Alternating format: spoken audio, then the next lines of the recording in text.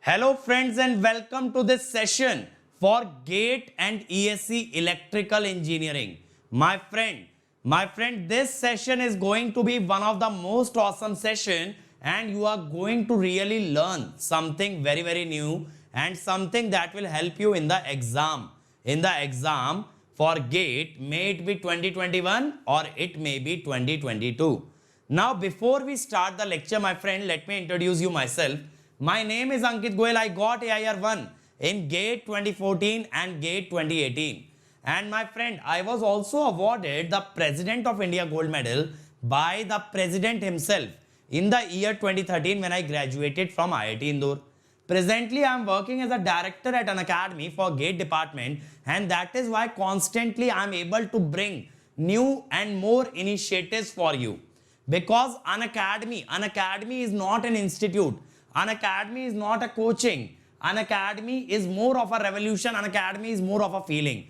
An academy has everything right that is wrong with every other coaching institute in the country. The name An Academy, my friend, has been comprised of two words, un and academy. That means it has everything that is not there in an academy. So an academy cares about the student in the best way possible. It cares about the student most than or more than any other person can. All the initiatives are centered on the student. That is, they are always working towards the student welfare. And that is why, my friend, you are watching this course on power system. That is why, my friend, you are watching this course on power system free of cost on our YouTube channel. So my friend, if you are visiting this channel for the first time, make sure that you have subscribed, because we have electrical machine, power electronics, power system, communication system, EMT, EDC, network, signal, control, digital, everything is here on this channel, that too free of cost, my friend. But what has An Academy done? An Academy has brought a revolution in the country where they are providing the most affordable education, and that too free of that too at the most affordable price, as well as free of cost on YouTube. So my friend, if you want to be a part of the revolution that An Academy has created by means of the courses that are running on An Academy, where they are bringing you the best ever educators of the country on a single platform. That is, you, my friend, can be able to learn from India's top educator at the cheapest or at the most affordable prices possible. At the most affordable prices possible. Now, my friend, I'm talking to you. You can dare to dream. You can dare to enter a PSU. You can dare to dream about MTech from an IIT. Why? Because An Academy has made it possible. An Academy has done everything that is required to get the best rank in GATE examination. So my friend, if you want to join An Academy, make sure that you use the code Ankit ESE, because the door to An Academy opens with this code, and this directly makes me your mentor so that I can guide you at each and every step regarding your GATE preparation. And not only this, you will also get 10% discount on your subscription. Now, what does An Academy bring for you? Not only the live classes. The live classes are the best part of An Academy, where you can interact with the educator, ask your doubt, and make sure that you understand each and every concept and then only exit the class. But other than that, you get dedicated doubt session, where you can post a pic of a question and ask any doubt, any number of doubts. Then you have weekly quizzes. Every Sunday we test how much you have understood. Then there are daily practice paper which we provide you for practice. Then there are practice questions from An Academy. Then there are test series from An Academy. Then there is crash course, where we will boost your rank in the last few months. There is rank improvement batch for the students who have already done well in the GATE examination. Now, my friend, all of this just with one subscription fees, where you don't have to pay anything again and again or anything extra. That is the magic of An Academy. Just join An Academy without thinking too much. Hi guys, in the last lecture we studied about the steady state stability. So we first saw what is meant by steady state stability. It meant that the system must remain in synchronism with the externally connected network upon occurrence of a small disturbance. Then after that we determined the criteria for this steady state stability, in which we saw dp by d delta must be greater than 0 for the system to be stable, and if dp by d delta is less than 0, system will be unstable, and if dp by d delta is equal to 0, system is marginally stable. Okay, and then we determined the frequency of oscillation. Omega was under root del Pe by del delta at delta is equal to delta naught divided by m, or it can also be written as under root del Pe by del delta at delta is equal to delta naught in Pu pi f by h. Then we studied about SVC, that is static var compensator. When we connected it at the midpoint of the line, then power became 2 times Pmax into sine delta by 2. So maximum power capability was increased, due to which steady state stability improved. So these all concepts we covered in last lecture. In this lecture we will see a few problems based on steady state stability and then move on to the case of transient stability. So let us see first few problems.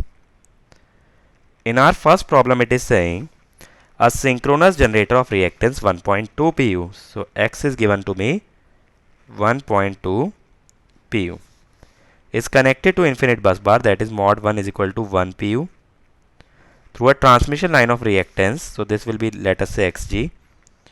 Transmission line reactance is 0.6 pu. Inertia constant H is given as 4 second. Resistance and machine damping is negligible. I told you why we neglect the resistance and machine damping, because we neglect any such term which will tend to make the system stable. So resistance will also dissipate the energy of oscillation. Same is the case with machine damping. Machine damping refers to the damper bars or damper winding. Then frequency is given to me 50 Hz. It is saying that system is loaded to be 50% of maximum limit. We need to find frequency of oscillation. Now one thing we know is that P is equal to Pmax sine delta. Now it is given to me 0.5 Pmax. So from here I can calculate delta. It will be 30 degree. Now since we know delta, we know the frequency of oscillation omega.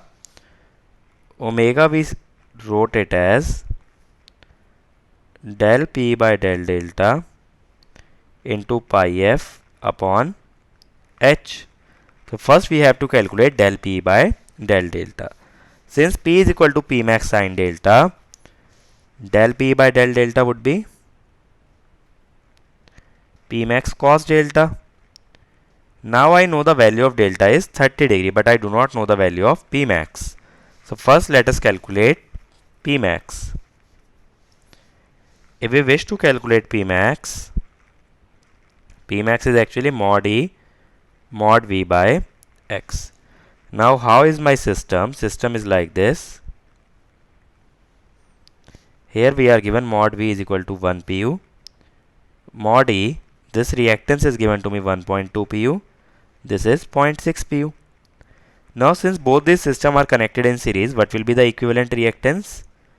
1.8 pu. So what will be Pmax? It will be 1.2 into 1 upon 1.8, that is 2 by 3. Now let us determine the frequency of oscillation.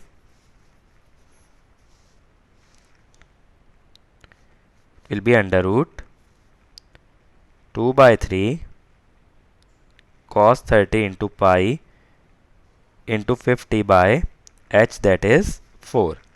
So this frequency will come out to be, so this will be omega actually, or let us directly write frequency is equal to 1 by 2 pi times this. So this will come out to be 0.758 Hertz. Okay. So remember the formula that we derived was for omega. If it is asking frequency, you have to divide omega upon 2 pi. Okay. So do not leave the last step, because otherwise all your effort will be wasted. You may be applying the right formula, but do check the units in which it is asking the frequency. If frequency is asked in radian per second, you will find omega. In hertz, you have to find omega upon 2 pi. Let us move on to the next problem. In our next problem, it is saying an alternator is connected to infinite bus. Now, since figure is not shown, let me draw it for you. An alternator is connected to infinite bus. Now, this is my infinite bus. So, the alternator delivers power of 1 pu. Okay. Then, it delivers a current of 1 pu, it is given. Okay, power factor is given to me 0.8. Voltage is given as 1 pu. Now reactance XD is given as 1.2 pu. We need to first find the active power output. Now there are two types or two ways to find the active power output. P can be written as mod E mod V by X sine delta. But for that we need delta and excitation. Here we have current, power factor and voltage, but we do not have delta or the excitation. That means this formula cannot be directly applied.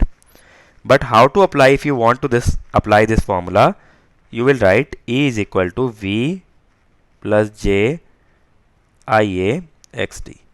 Then it will be 1 angle 0 J into IA. IA is 1 angle minus 36.86. XD will be 1.2.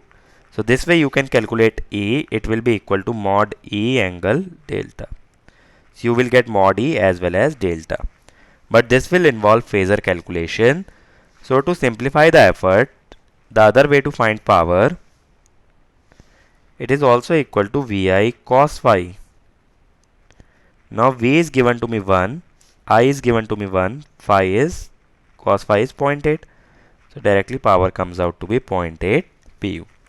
So that is why you do not need to cram up the formulas, rather you need to see which formula suits the problem best, because to find the same quantity there may be multiple expressions. Now it is asking the steady state power limit. The steady state power limit will be P max, that is equal to mod E mod V by XD. But for that we need mod E. Now to determine E, we will apply the phasor equation, that is 1 angle 0 plus J 1 angle minus 36.86. Why minus 36.86? Power factor is 0.8 lagging. So this will come out to be 1.97 angle 29.17 degree pu. What will be P max? 1.97 into 1 divided by 1.2. So how much will this value come out to be? 1.64 pu. Now this is my steady state power limit or active power limit. In the next part it is asking keeping the active power output fixed, that is P is constant. Okay. If excitation is reduced, we need to find critical excitation corresponding to operation at stability limit. Now, if we go on reducing the excitation, then P max will go on reducing. Operation at stability limit means P will be equal to P max. Okay. So, if P is kept fixed and we reduce E, P max will go on reducing. And if it becomes equal to P, that will be the critical limit. Because if P max goes below P, then system will become unstable. Because active power output should never be greater than P max, otherwise system will lose synchronism. So critical case will be P is equal to P max is equal to 0.8. So mod E, mod V is 1, XD is 1.2. So it will imply that excitation will be equal to 0.96 pu. So if you reduce the excitation to this value, then operation will be at the stability limit. That is, you will be operating at a power angle of 90 degrees. That is delta equal to 90 degree. Okay. So in steady state stability analysis, two things you have to remember. One is the frequency of oscillation, and the second thing that you have to remember is the maximum power output of a machine. Okay, that is mod E mod V by X. Now let us move on to the transient stability. So first of all, what is meant by transient stability? It means that the system remains in synchronism with, let us say, infinite bus or the power grid even after experiencing a large disturbance. So this definition differs slightly from your steady state definition because there we were considering the small disturbance. The only thing that you have to change is replace small disturbance by a large disturbance, and if still the system remains in synchronism, it will be said to be transient stability. Now large disturbance may be due to short circuit fault, because whenever the short circuit will occur, the voltage will go to 0, due to which the power will also be reduced to 0. Now if suddenly the power goes to 0, then there is a large disturbance, because suppose the generator was earlier delivering 100 megawatt. Now suddenly power becomes 0. So it starts delivering 0 megawatt. So there is a large change in the power output that is equal to 100 megawatt. Hence, this will lead to transient stability problem. Next reason is due to contingencies. Now actually a contingency study is nothing but it is a kind of backup plan. So what happens, suppose if some apparatus gets damaged, let us say a transformer gets damaged, then whether or not my system will remain stable, because if somehow some apparatus also gets damaged, then system must continue to be operative. Okay, so that is called as contingency study. In this, what we will do is we will remove some apparatus. Now suppose there are two transmission lines, equivalent reactance is x by 2, and these are circuit breaker. If we open circuit this, then the reactance will be x. Now since reactance suddenly changes, Pmax, which is inversely proportional to reactance, xt means transfer reactance, so Pmax will also suddenly change, which will lead to a large disturbance. That is called as your contingency study. That means whenever you remove some apparatus from a power system, the operation of the power system will change because the power capability of the system will change. And still if the system remains in synchronism, it is also called as transient stability. Okay. So transient stability is done by introducing a large disturbance which is due to short circuit or contingency. Then the question that comes to mind is, why transient analysis? The purpose of steady state analysis was to determine the maximum power output. Why? Because that is the maximum loading of the system. You cannot put the load beyond the maximum value. If you do so, system will lose synchronism. So you kind of get an upper bound as to how much power you can extract from the system, because if you extract more than that, then system will be unstable. Then what shall be the purpose of transient stability analysis? The thing is, when we will study transient stability cases, we will discover a fact that if the fault is not cleared beyond a below or before a certain time, called as critical clearing time. If fault is not cleared before this time, then system will become unstable. Okay, that means the operating time of circuit breaker must always be less than critical clearing time. Okay, I will tell you how it will go to unstable region if fault is not cleared before that. Okay, so this is one of the reasons, this is one of the design specifications of a circuit breaker. Whenever we are choosing a circuit breaker, we must have in mind what is the critical clearing time of my system. So buy a circuit breaker which has a higher speed than the critical clearing time, or whose operating time is less than the critical time. Now what are the assumptions behind transient analysis? First is that generator will again be modeled as a constant excitation in series with a subtransient reactance. Okay, so in any case, whenever a fault will occur, the excitation will be assumed to be constant, because in case of synchronous generator, the excitation comes from a DC source or a DC voltage source. So DC voltage source will be unaffected in case of a fault. Next is we will neglect saturation and saliency. Now why we are neglecting saturation? Because if we neglect saturation, then EF is proportional to IF. So that means I can easily control the excitation of the machine, and that is very important for the case of transient stability analysis. Otherwise, what will happen if the machine saturates, then EMF will not be controlled by the DC excitation. But if you have to keep EMF constant, then DC excitation should be directly proportional to EMF. So that if DC excitation is kept constant, the EMF does not change. But if the machine saturates, then EMF will remain constant no matter what is the DC excitation. Why neglect saliency? Now in case of salient pole machine, what is the power expression? EF Vt by XD sin delta plus Vt square by 2 1 by xq minus 1 by xd sin 2 delta. So if we plot the curve, the first power is your electromagnetic power, the second term is your reluctance power. So this will be my first power, this will be second. So overall power will be like this. So Pmax is higher. In case of cylindrical rotor, this will be the Pmax, but in case of salient, this will be the Pmax.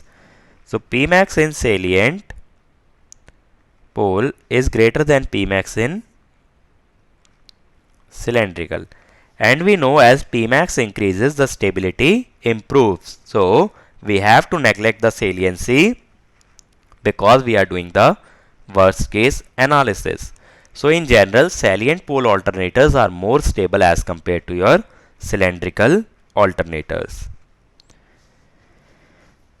Okay, so whatever assumptions we are making to ensure that we are doing the worst case analysis, and there is no phenomena occurring in the system which will tend to make the system stable. So next assumption is damping is neglected. Because if you consider damping, it will damp out the rotor angle oscillations, which will make the system stable. Okay, so damping is neglected. That is, I am neglecting the damper bars. Next, resistance will also be neglected similarly, because resistance will also dissipate the energy of oscillation and will damp out the oscillation. Similarly, shunt elements like shunt admittance of the transmission line is also neglected.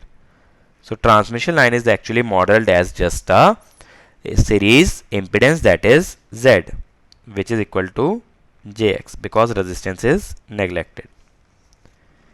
Next is frequency is assumed to be constant. Okay, this will enable us to analyze the system in a easier manner. Now, two most important assumptions are, in case of an alternator, there are two types of control system. One is your speed governor. What is a speed governor? Which will control the speed of the machine to control the frequency. It will control the speed of prime mover. So it is deactivated. Why? Because it will tend to make the speed constant. If it tends to make the speed constant, then we will not be able to study the oscillations in speed. Okay, it will keep the speed more or less constant, but we want that the speed should oscillate, then only we can observe the rotor angle oscillation. So it is deactivated. Similarly, AVR, that is automatic voltage regulator, what happens if Vt decreases? What it will do is it will increase IF so that EMF increases, so that Vt also increases. Okay, so in this manner it will try to keep terminal voltage constant, so it can increase excitation. Now suppose in case of a fault, electrical power output reduces. It may not become 0, but it may be some lesser value, because most of the current will flow into the short circuit, less current will be passed to load. So The opposition should be that P must increase. This will improve stability. Now P is actually P max sine delta. To increase P, you can increase P max, and P max can be increased by increasing excitation. Okay. So if you increase excitation, maximum power output will increase, which will cause the system to become more stable. That is why we have to neglect the action of AVR. So here we have neglected every factor that might contribute to the system stability. So these are the certain assumptions on which our transient stability analysis is based. Now whenever we are talking about transient stability analysis, we have to consider what is the power transfer between the generator and the infinite bus. This is my generator, this is infinite bus bar. So here we take three cases. First one is your before fault occurrence. Now what happens, as I told you, mod E is treated as constant. Just now we took an assumption. Mod V is constant because it is a part of infinite bus bar. Now power actually depends on P max sine delta. So if you have to keep P max as variable, E and V are constant, we will consider the effect on transfer reactance. Okay, that means in the event of a fault, what will change is the transfer reactance between the sending end and the load end, or between the generator and the load. So that is why whenever we are considering the three cases, before the fault, during the fault and after the fault, every time we will see a different reactance or a different transfer reactance. Okay. So what we are assuming is whenever there is an abnormal condition in the circuit or there is a fault, how it will affect the system? It will change the transfer reactance between the source and the load. So we are considering the effect of fault on the transfer reactance. So now before the fault, transfer reactance will be assumed to be X1. Okay. Here this is a power system network which may consist of resistances, inductances, something like that. And since we are neglecting resistances, it will mostly consist of inductances. There may be two parallel lines, there may be three parallel lines, there may be bundled conductor. Any sort of a power system network is possible. And this we have shown that a fault occurs in the power system. Now before the fault, since transfer reactance is assumed to be X1, what will be P max 1? 1 indicates before the fault, mod E mod V by X1, and power will be P max 1 sine delta. Similarly, we will define the next case, that is during the fault. During fault means when the fault has occurred and still we haven't opened the circuit breaker to clear the fault. That is, fault is still ongoing in the system. We will consider the reactance as X2. So P max 2 will be mod E mod V by X2. PE will be equal to P max 2 sine delta. Okay. 2 here represent that the system is during the fault. Similarly, after fault, that is after the circuit breaker has been opened and the faulty part is removed from the system. Since you might have removed some part from the system, the reactance of the system will change. So here we will consider the reactance as X3. So what will be P max 3? It will be mod E mod V by X3, and power will be P max 3 sine delta. Okay. So these are the three cases which we will consider when we will be studying about the transient stability analysis. Before the fault, during the fault, and after the fault. Now here, since we have defined three maximum power, so before the fault, system would be operating in steady state.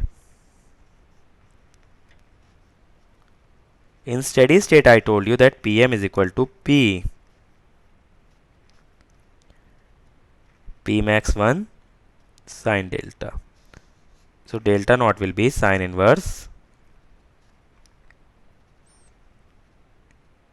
P max 1. Similarly, after the fault has been cleared, system must settle down to a new steady state. Whatever will be the steady state now, then Pm will be equal to P is equal to P max sine delta 1, let us say. So delta 1 will be sine inverse Pm by P max 3. Okay, because P max 3 is the maximum power after the fault. So this will be P max 3. So that is, the system is in steady state before and after the fault is cleared. Before the fault occurs and after the fault is cleared, system goes to steady state. And the condition that we were studying during the fault, that is actually transient condition. So that is why P max 1 and P max 3 represent steady state stability limit, triple SL, that is steady state stability limit. That is, for maintaining the steady state stability of a system, power must not exceed P max under the steady state, because before the fault occurrence and after fault is cleared, system is in steady state. Similarly, P max 2, that is your transient state, is called as transient stability limit. Okay, so what is transient stability limit? It is actually maximum power transferable during the fault. This is the maximum power that you can transfer from source to load when the fault has occurred. And if you are considering that the entire current goes into the fault, no current goes from source to load, so P max 2 is 0.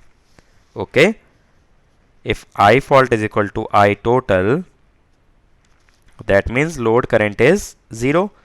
So P max 2 will be reduced to 0 because no power will be transferred from source to the load.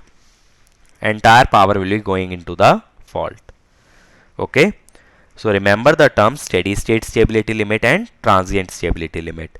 And remember one fact, that you can exceed transient stability limit, that is, mechanical input or shaft input can be greater than P max 2, but it can never be greater than P max 1 or P max 3. Because we will judge steady state stability only under steady state. During transient, it does not matter whether you are drawing more power than the maximum or less than the maximum, because system is not under steady state. So steady state stability and transient are two different phenomena. Steady state stability will only be studied when the system is under steady state. There you have to ensure that the shaft input of the machine must be less than P max. But during transient state, when the system is oscillating, you can exceed P max, but that is only for a shorter duration. You cannot settle down to a value greater than P max. You can only temporarily exceed that. That is why TSL can be exceeded but not triple SL. Now, the method to determine the transient stability is by solving the swing equation. But every time solving a differential equation is not that easy. So we need a simpler criteria to simplify the analysis of transient stability. Such a criteria is called as equal area criteria. Now here what we do is, this is a special case of swing equation.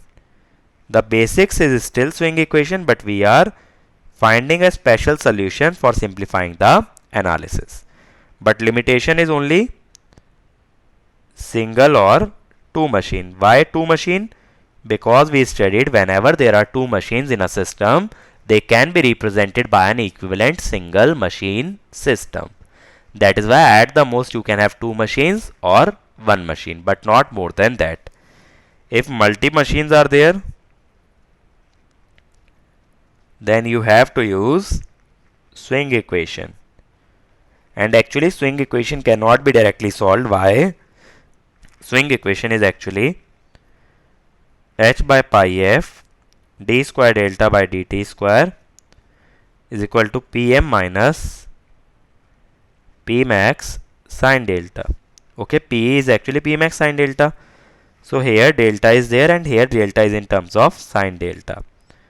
So here we actually require numerical solution, and that is beyond the scope of GATE examination. So we will not see how to solve a swing equation numerically. We will only concentrate our attention on the equal area criteria. So now let us see what is equal area criteria.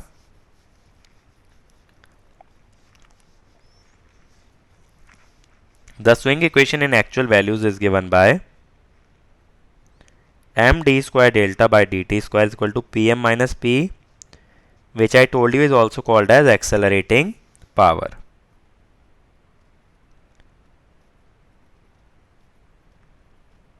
Okay.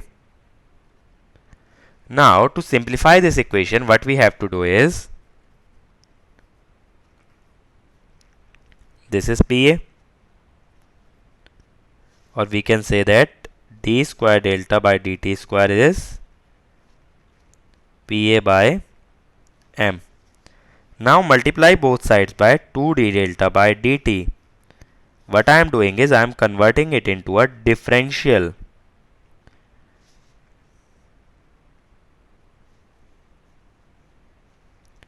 Okay. Now this will be d by dt of d delta by dt whole square, and this will be 2 pa by m d delta by dt. Now if you integrate both sides with respect to with respect to t,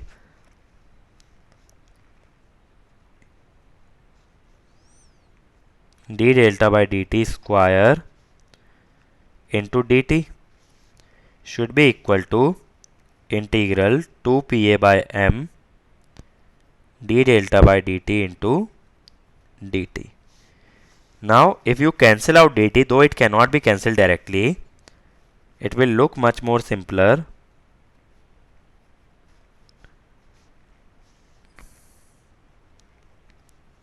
Since m is constant, this will be pa d delta.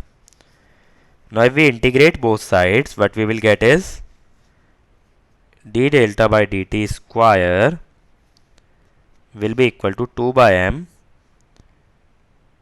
pa d delta. Then d delta by dt will be under root 2 by m integral pa d delta. Now for stability, the system should have an oscillatory response in which it finally settles down to steady state. Now if you see, if you are settling down to a steady state, or if you are showing the oscillatory behavior, then your initial state must be same as final. If system is oscillating, initial and the final state must be same, and if initial and final state must be same, then d delta, that is change in delta, must be 0, or we can say d delta by dt is 0. And from previous expression I can say that due to which pa d delta is 0, that is area under accelerating curve, accelerating area under accelerating power must be 0. But if you see d delta by dt is non-zero, then delta will go on increasing. It will not show the oscillatory behavior, but if it shows oscillatory behavior, then d delta by dt is 0. Okay. And in case of your transient stability or equal area criteria, we only analyze first swing stability, because in case of first swing we obtain maximum overshoot. As we have studied in control system, first overshoot is maximum, and if system is stable under maximum overshoot, then other overshoots will be less than this. System will definitely be stable. So we have to just take care of the first swing. First swing means when delta moves from the minimum value to the maximum value. Okay, from the first minima to the first maxima, that is called as first swing. So equal area criteria is the first swing stability criteria. Okay, so the condition becomes an integral pa d delta must be 0, that is area under accelerating power curve must be 0. Okay,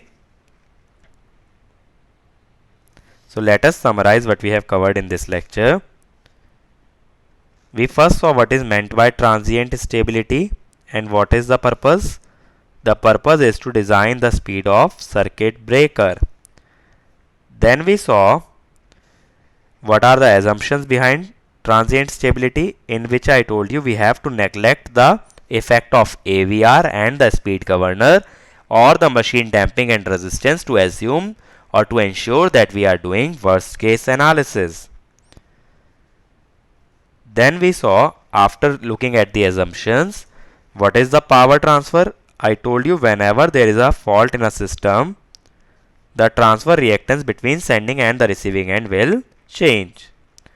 And last we saw equal area criteria, which was a special case of swing equation for single machine or two machine system to determine the transient stability. Okay, so this is how transient stability analysis is done. In the next lecture, we will look at some cases in which we will introduce abnormal conditions into the system and see how the system will behave. That we will cover in the next lecture. So my friend, if you want to join Unacademy, if you liked the lecture, if you like the content that you have just watched, and you have decided that Unacademy is the right place for you, and you want to learn with me, you want to learn from me, then don't hesitate, because that is where we are conducting free classes every day that will boost your GATE rank. So if you decide to take subscription, click on GATE and ESE, click on get subscription. After this, you can choose the plan that you want to opt for. The final year and dropper can take 1 year plan, second and the third year can take 2 year plan. But don't forget to use the code Ankit ESE. This will give you 10% off, as well as it will bring you under my guidance. And as you can see, the prices are really affordable, my friend. It is much less than any other institute can offer you, and that is why I keep repeating, Unacademy is not an academy. It is a revolution. It is a feeling. You can make the payment by credit, debit card, EMI, net banking. Also, EMI is available on debit card, but for HDFC debit card and Bajaj Finserv debit card. So if you are from a weak financial background, you can pay the amount in installments, but only use the code Ankit ESE. And my friend, these are some videos where I have told how to study, how to get the best rank in GATE, and these videos will really help you in cracking GATE. So make sure that you watch each and every one of them.